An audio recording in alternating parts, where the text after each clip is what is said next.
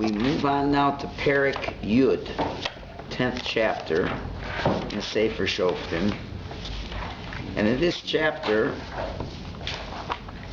we're introduced to two relatively unknown Shoftim, and they are a bit of a mystery to us, and there won't be sufficient answers. And then, as we move on into this Perek, we will see that the Jewish people reached their lowest point in the times of the Shoftim, as we will see. So let's just, by way of introduction, recall, who did we end off with? Which was the last Shofet we learned? Do you remember? Yeah, 9. Who was his name? Make me feel good. I didn't have the last Shofet. It was Avimelech. Right?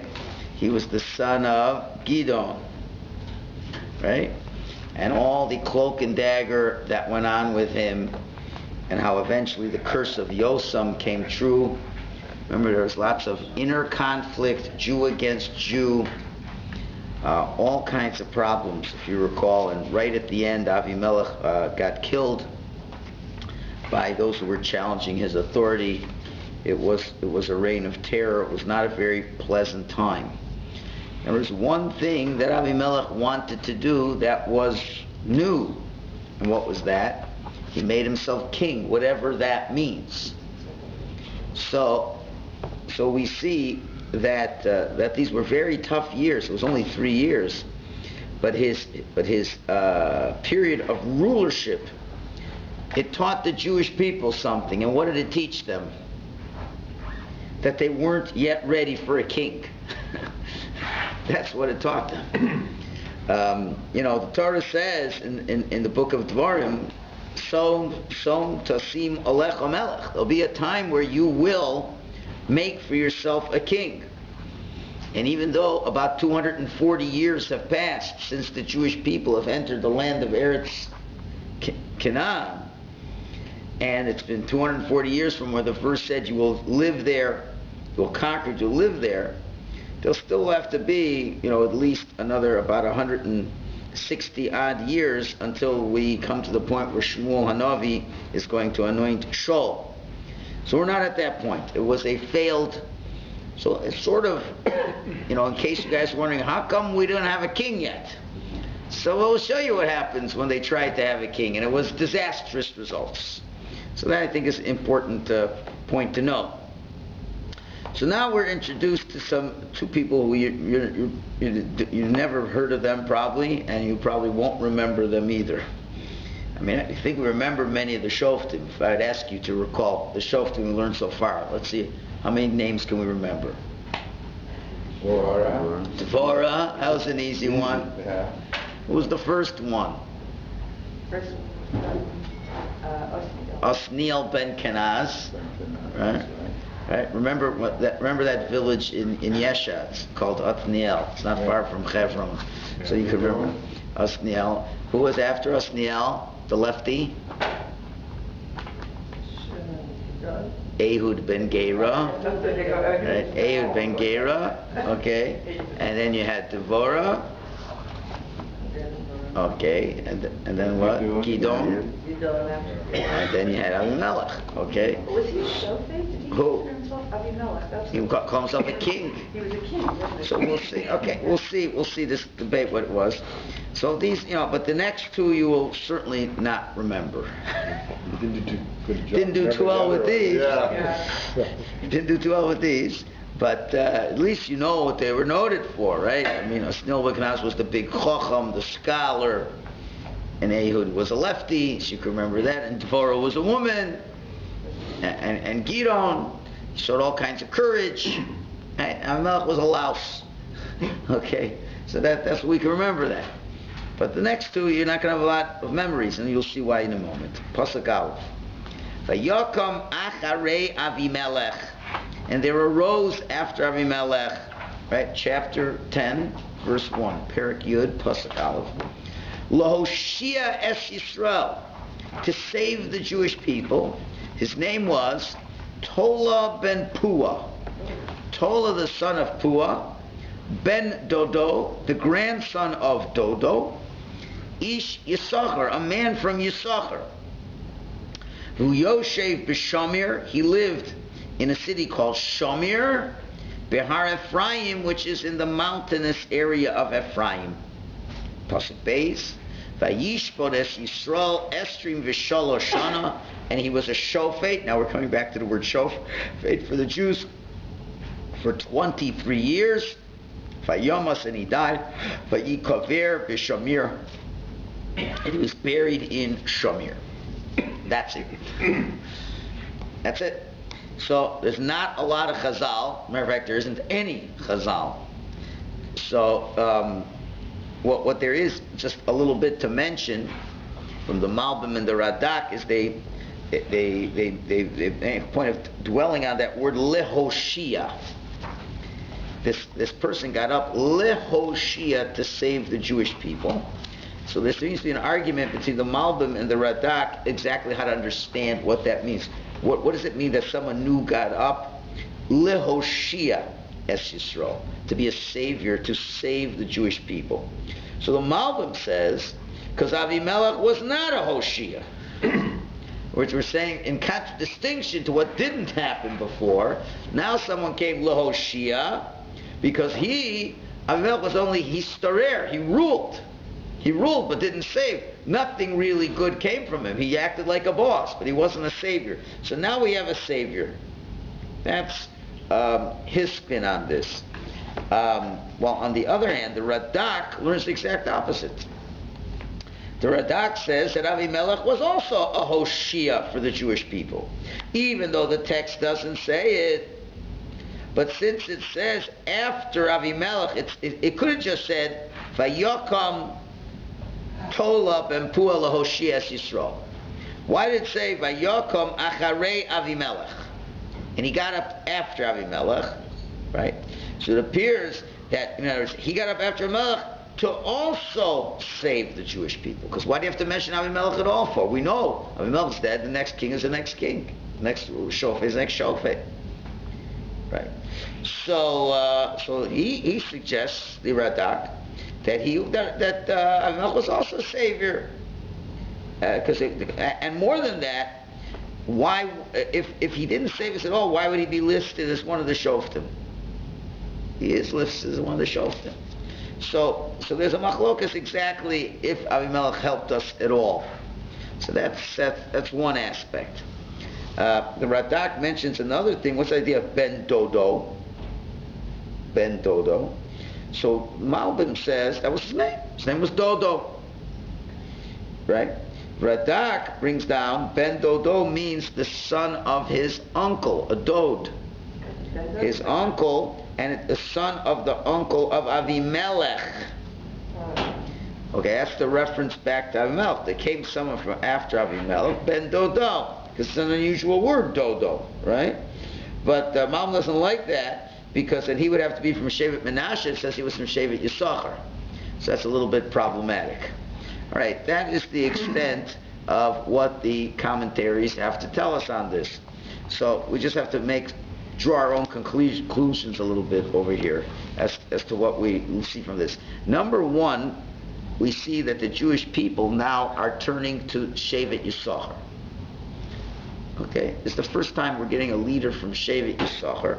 So the Jewish people now, meaning they have to turn to a Torah scholar.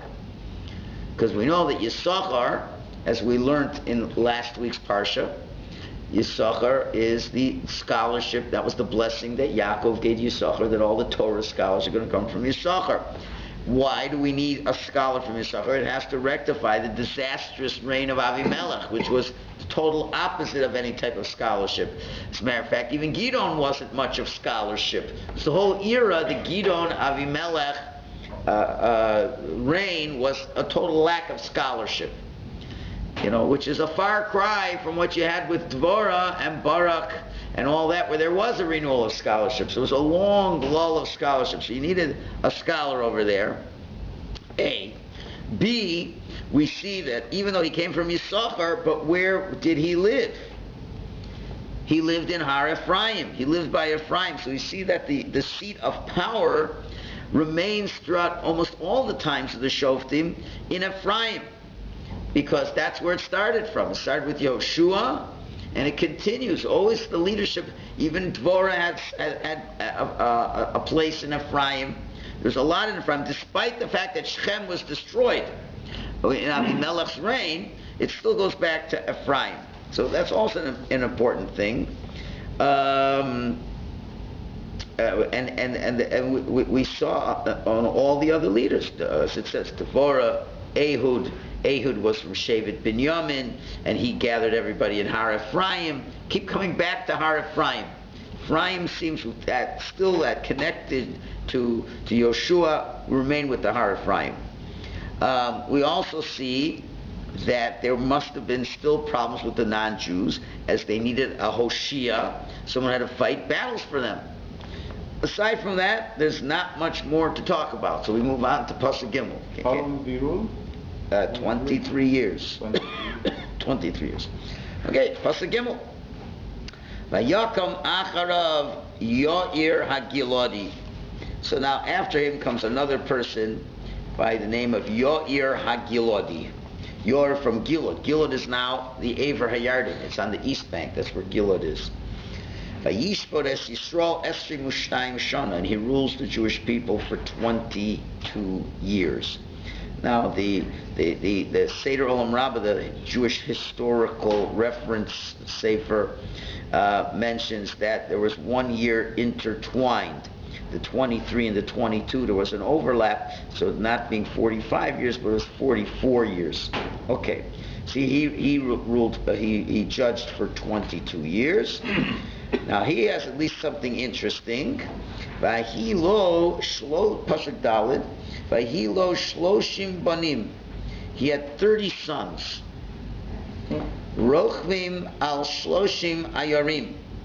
Riding on 30 wild donkeys. Ayarim are called young donkeys, so they're wild. Okay? Ushloshim ayorim lahem. And they had 30 ayorim. That seems to be the same word that was just said.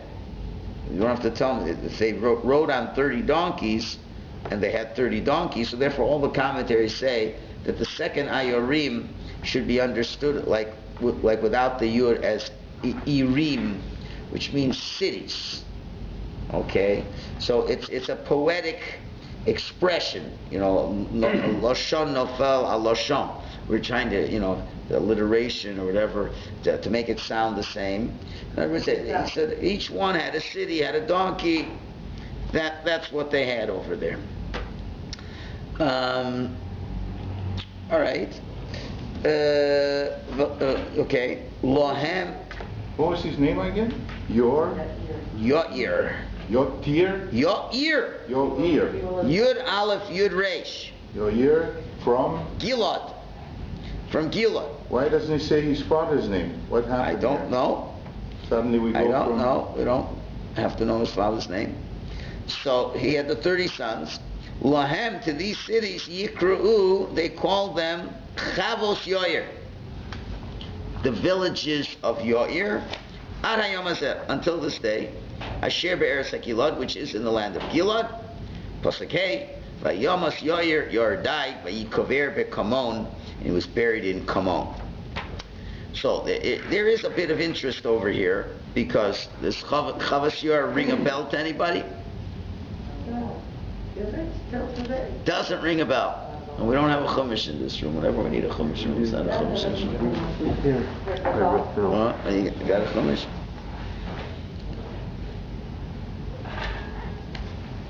Okay.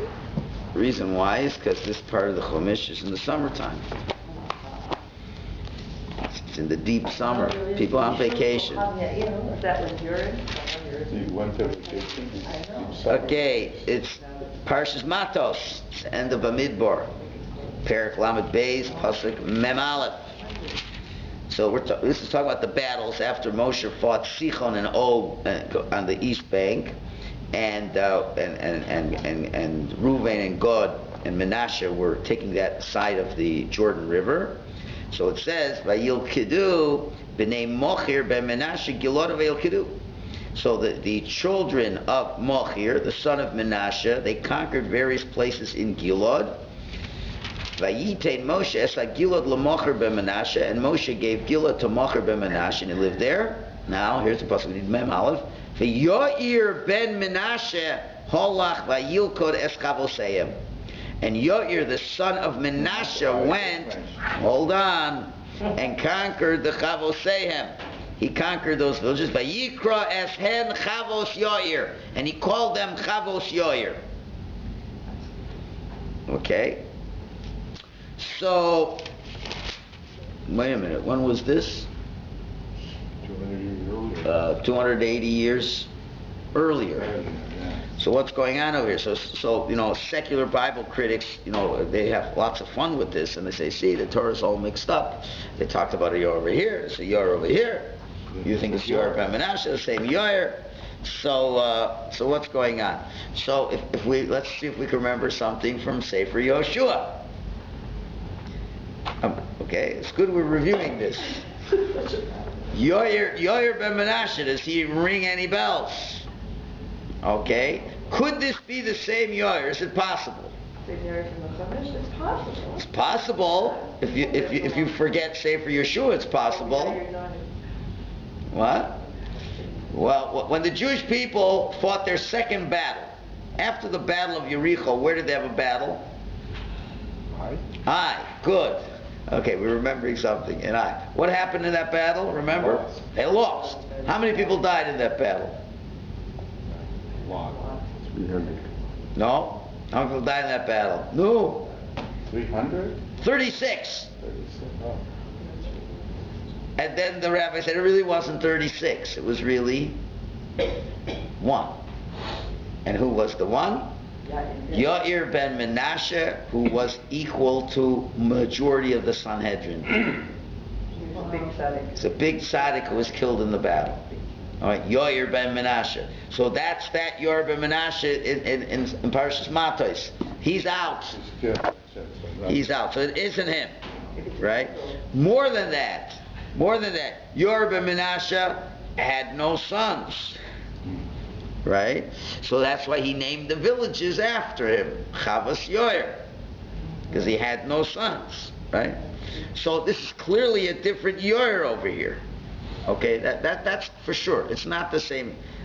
Now Yair, it's not an unusual name. Yair is a very beautiful name. Yair means he will illuminate. And certainly he's from the same Shevet, and Yair was a very important man. And he had no children, so you could be sure that relatives would ever named after Yair. And it was a name that stayed in the family, the name of Yair. Okay, so that's an important thing. And as well, we're seeing that leadership is returning back to Shevet Ephraim again, back to Ephraim. After all the problems with Avimelech, it still goes, but it goes back to Ephraim, where it's going back to that group and that area where the centrality of the leadership of the Jewish people is. Remember, Ephraim was it's descendants of Yosef, and they still are very strong in that area. It's interesting, Rashi comments about these Irim. He says they were without walls, and that's so that's why they're calling Ayorim with extra Yud. Again, if they're without walls, what does that suggest? They weren't threatened by anybody. Didn't feel threatened. Yeah. There was a sense of security because you don't have to live in walled cities. So this is all nice and interesting. So let's look a little bit more what we have over here. Reb Tzadok does talk about this. There's only one way to move with this, and what's that? What is unusual? What's this 30 business? It is a very unusual pasuk. 30 sons, 30 donkeys, 30 cities. What do I need to know the riding on donkeys for? Right? That's most unusual. So at least gives us a little bit of an opening to discuss something over here. And Rav Tzadok in one of his firm Dover Tzedek on Daf Zayin Amud Aleph says the following. So I'll just read it out for you, and we'll be able to develop a little bit something over here. He says, "Ki birur kol dovor for something to reach a state of clarification. Hu b'shloshim yom. It comes after a period of 30 days. 30 days is a time of clarification, as we will explain. Kemoshe Kasav Yavamas, as he learns homiletically from the Gemara Yavamas. Gemara Yavamas is talking about a certain issue when a person is marrying, doing the mitzvah of levirate marriage, of yibum. And there's a question, has he consummated the marriage or not? A person's with the woman for a certain period of time. Can we assume he consummated the marriage or not? So Gemara there says, Ad Shloshim Yom, until 30 days, Muki Inish, a person can control himself. Okay? Anafshe. Muki Inish Anafshe. He can control himself. Tvei lo Muki. More than 30 days he can't. So we assume if he was with her more than 30 days, it could be assumed he consummated the yibum that was there. We don't need to know about that, but he takes from these words, and he takes out of the simple meaning, and he gives a more mystical meaning on the words 30 days, muki anish anafshe, which the meaning of the Gemara means he controls himself, but he says, the kasher kvar avru shloshim yom, that when 30 days passes, uki anafshe. Uke anafshe means the person, muki also means to place. So it means to say that the person will place himself in a certain place in his soul, which means the person will reach the depths of his soul after 30 days. That's the deeper shot. And he says, after 3 days we can know he reached the depths of his heart. This is what I received from a great chacham. So what does this mean? So he's saying to place, it takes 30 days to place a person into a certain place in his soul. He reaches the depths of will in his heart. So let's explain this and give you it has a lot of halachic implications. Let's say you don't like your name that you have. You're named Shmerel. You hate the name. And you want to change your name to Shmuel. So we've been talking a lot about names lately. So what are you supposed to do? Okay, you name yourself Shmuel, but what's the critical thing that must happen afterwards? Is people have to call you by that name for 30 days. Okay? Many things in halacha are established after 30 days. What do you know is established in 30 days? If you don't live in Eretz Yisrael and you are renting an apartment, how much time does it take till you have to put up a mezuzah? 30 days. Not a house that you bought, but if you're renting, then you have 30 days. Why? Because in 30 days, the person now has clarified that he indeed lives there, and that's his place of residence. And he already has developed a connection. This is home already. 30 days is the full development within the person. So 30 days forms a permanence in reality in this physical world, and 30 days creates a permanence within an individual as well. And the individual feels a certain permanence. So, also, if you're not 30 days after 30 days, you... So, after 30 days, let's say, when we just, I think we're almost there, we just changed to V'sein Talu Motor Livracha. What's the halacha? You're not sure if you've said the new wording. So you did after 30 days. So after 30 days, we assume that you now have developed that. You've internalized this idea of the need for rain in Eretz Yisrael. Right? It's a serious thing after 30 days. It's been internalized, right? So 30 is a big thing. After 30 days, Avelus is over. Besides, besides what children do for parents, that's beyond Avelus already. That's keep it off of Avelus. But regular Avelus is 30 days. Mourning is 30 days. Because in 30 days you've internalized the reality of what the event was, and now life moves on based on what you've internalized with that. There's a lot to that 30. 30, you have three aspects of Chochmah, Bina, and Das. Wisdom, intellect, and Das, which Das means living in the reality. And we know all those, it's 10 spheros, and there's 10 aspects of each sphere, so 3 times 10 is 30. So you need 30 days to move that in. There's all kinds of gematrias that hint to this as well. You have 22 letters in the Hebrew alphabet, which represents the totality of the physical world, because Hashem created the whole world with the 22 letters of the alphabet. And we know the letter 8 is Lamala min hateva, is beyond nature. So what's 30 telling you? It's everything in nature and everything out of the nature. Right? It's a total completion.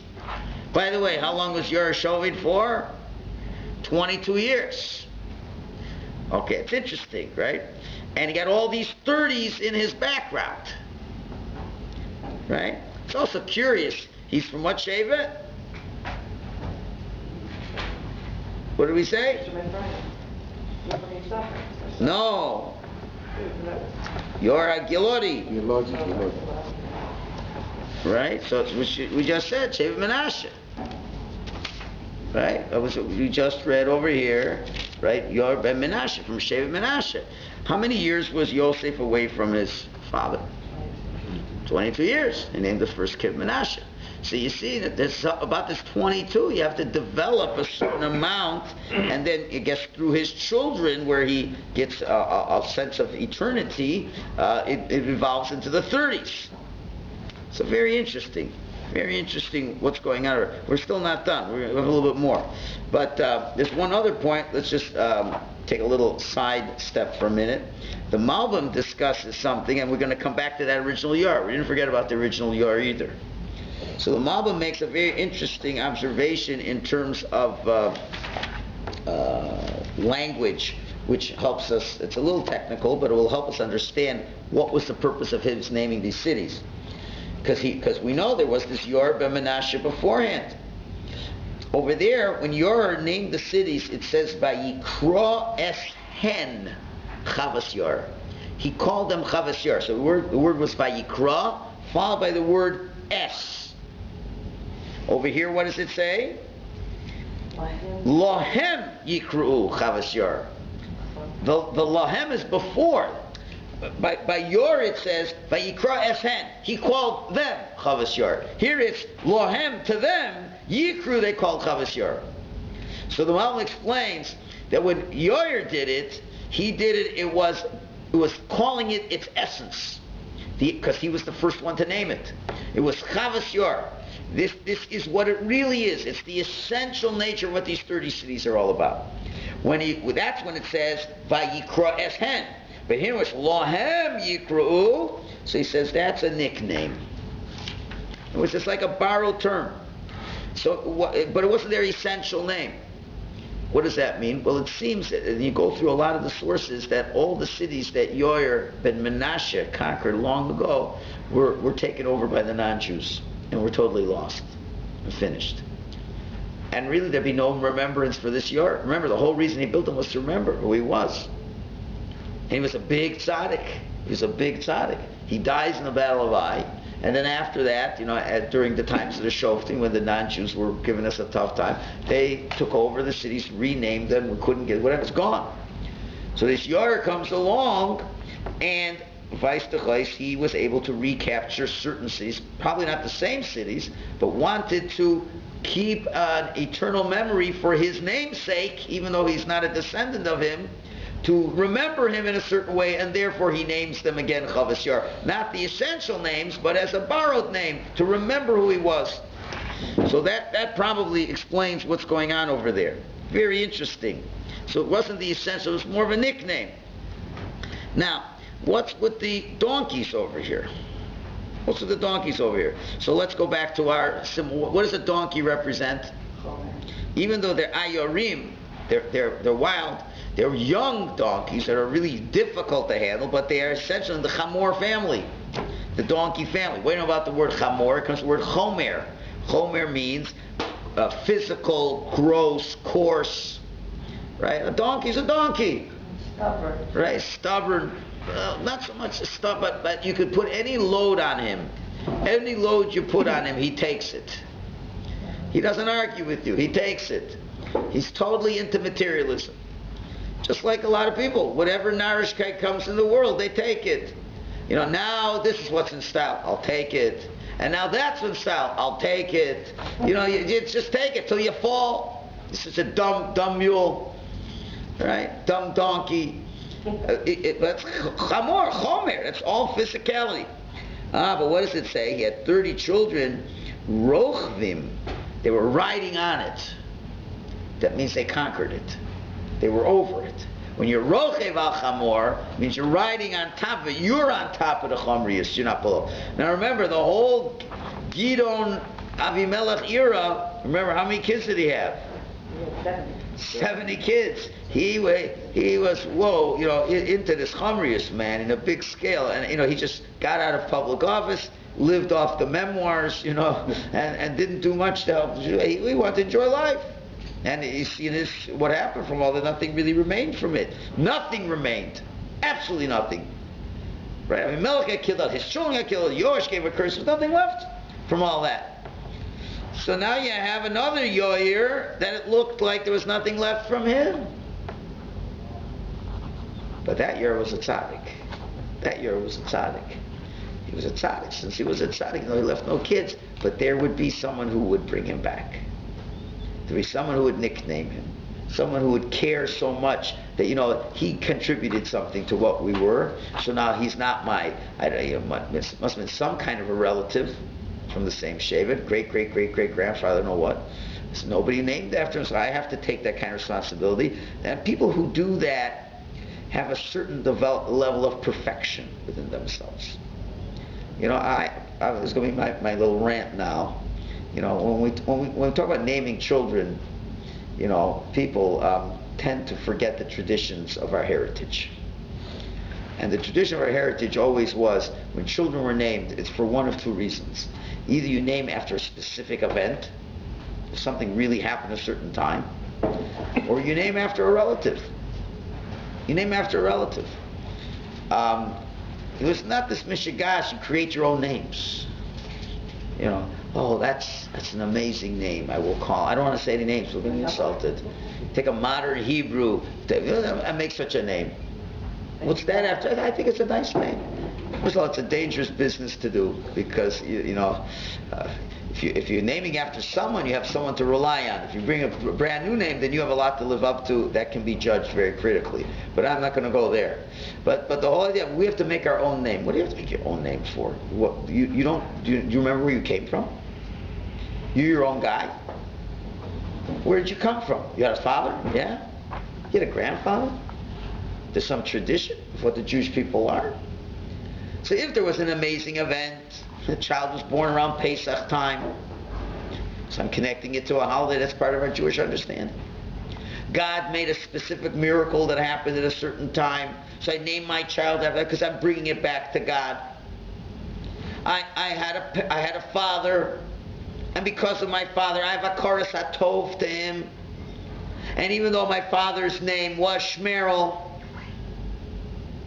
I will name him Shmerel. Because if it wasn't for Shmerel, I wouldn't be around. So Shmerel, we'll take a shin and we'll call him Shmuel. Said, it's an insult to your father. It's a slap in the face. It's a slap in the face. I had an aunt. Her name was Alta Tzirul. Nobody was going to name after her. So I named my daughter Alta Tzirul. Okay, so in English I just called her Tzirul in the birth certificate. But her name was Alta Tzirul. While other people would have called her, others have named it. It's called Tirza.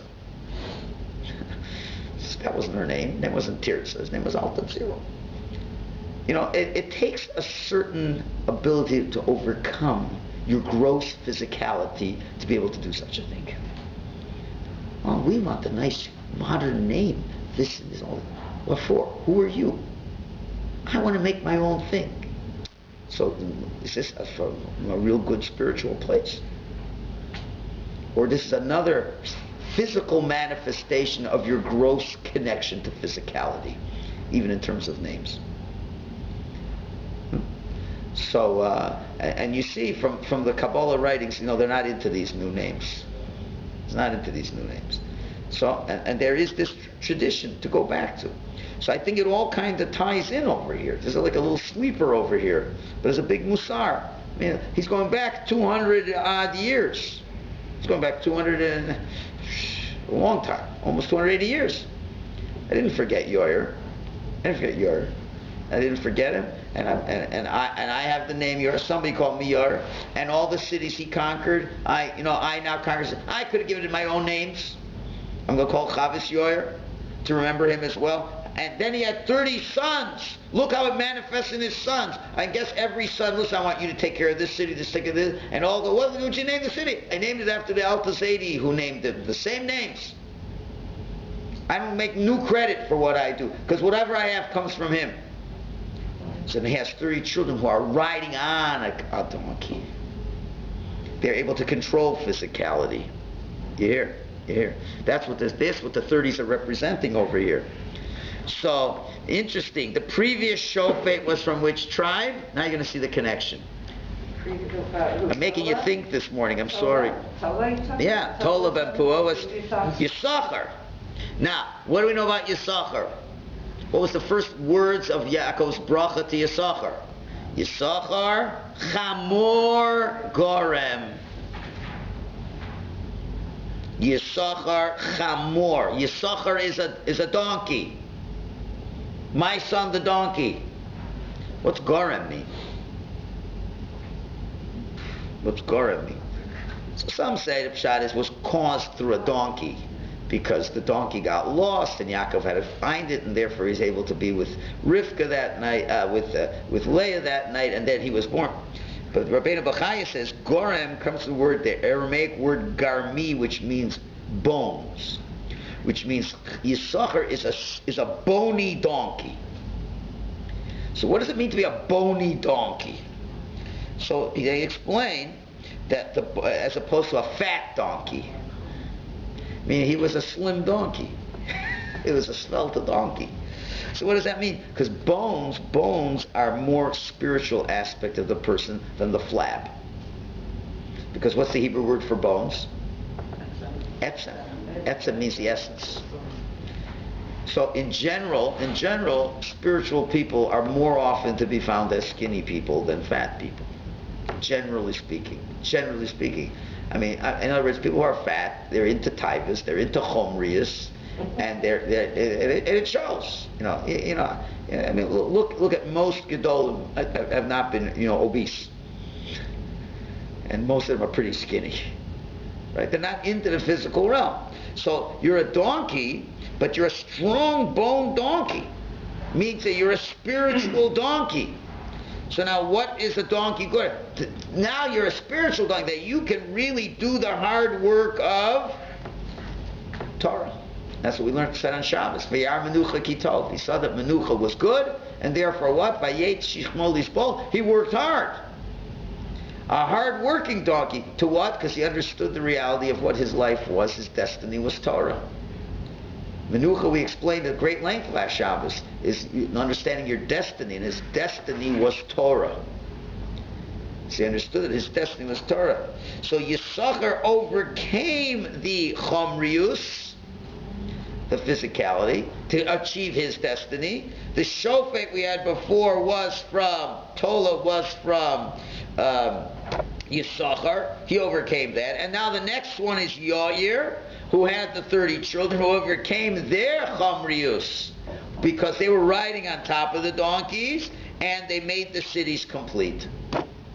So that was 44 years, 2 times 22, where things were really on a good place. We're in a good place. And in spite of how wonderful and good place it was, right? And this is what the Parshios adds for us next. Okay, it's good. This makes a little bit of sense over here. At least, you don't want to just go through it and just say that there's 2 Shoftim goodbye, and like they have nothing to themselves. There's something over there.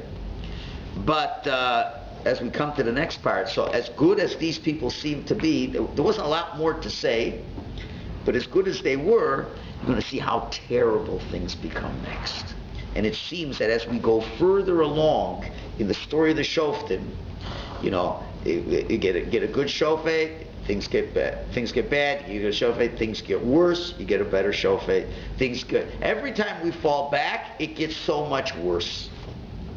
And even though you had these people who really, these were good shoftim, and they seem to have corrected a lot of the problems of Avimelech, right?